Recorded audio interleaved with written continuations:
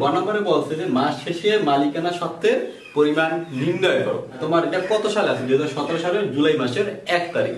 এইটা নেবা। এরপরে দেখো আমরা যে এই এখানে ডেবিট ক্রেডিট নির্ণয় করছি, এটার মাধ্যমে কিন্তু চাইলে আমরা এখান থেকে সমাধান বের করব বা বের করতে পারি।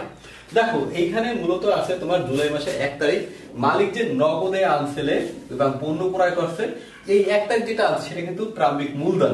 তোমরা এখানে প্রারম্ভিক মূলধন কথাও লিখতে পারো অথবা লিখতে পারো যে মূলধন আনায়ন।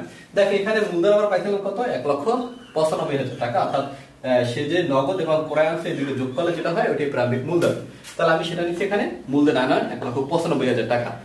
এরপর দেখো এই 1 তারিখ কিন্তু আছে তোমার ক্রয় হিসাব। তাহলে 1 তারিখ যদি মালিক এভাবে পণ্য আনে সেটাও কিন্তু মুনাফাজাতীয় ব্যয় ধরে নিতে হবে। তাহলে এখানে আমি 1 তারিখ যেহেতু আছে এখান থেকে লিখতে পারি, সেটা টাকা আছে কত? 75,000। এখান থেকে অবশ্যই 75,000 টাকা বিয়োগ দিতে হবে।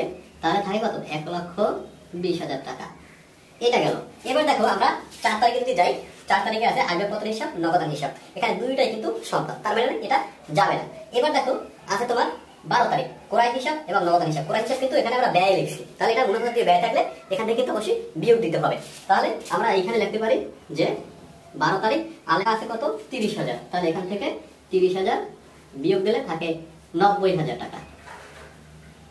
এরপর দেখো তোমার আছে 20 তারিখ মনিহারি হিসাব, নগদান হিসাব। মনিহারি কিন্তু একটা মুনাফাজাতীয় ব্যয়। এই মুনাফাজাতীয় ব্যয় হলে এই মনিহারি কিন্তু এখানে বাদ দিতে হবে। তাহলে তারিখ আছে 20 তারিখ, এখানে বিভাগার দেখাই যাবে কি টাকা আছে কত? 8,000। তাহলে আমি এখান থেকে 8,000 টাকা বিয়োগ দিয়ে দেখাবো। তাহলে থাকে 82,000 টাকা। এই গেল 82,000 টাকা। এবার দেখো 25 তারিখ আছে ব্যাংক হিসাব, বিক্রয় হিসাব। দেখো এখানে বিক্রয় কিন্তু লেখছে এখানে আয় বৃদ্ধি। তাহলে আয় বৃদ্ধি হলে এখানে অবশ্যই সেটা কিন্তু যোগ হবে। তাহলে আমরা তারিখ আছে কত? তারিখ আছে 25 তারিখ। তাহলে এখানে আমি 25 তারিখ দিয়ে লিখতে পারি যে পণ্য বিক্রয় যোগ দিয়ে লবা যে যোগ টাকা আছে কত? 80,000। তাহলে আমি এখানে 80,000 এর সাথে আমি যোগ করি 82,000 এর সাথে, তাহলে হয় 1,62,000 টাকা।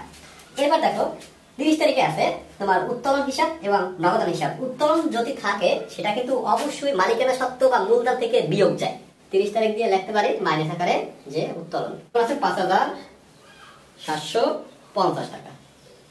এখন এই তোমার 1,62,000 থেকে 5,750 টাকা বিয়োগ দাও, দেখো কত টাকা থাকে। তাহলে থাকে 1,56,250 টাকা। তাহলে এইটাই কিন্তু হবে তোমার যে মালিকানা সত্ত্বের পরিমাণ। তাহলে আমি লিখতে পারি এখানে যে মোট মালিকানা সত্ত্বের পরিমাণ। মোট মালিকানা সত্ত্বের পরিমাণ 1,56,250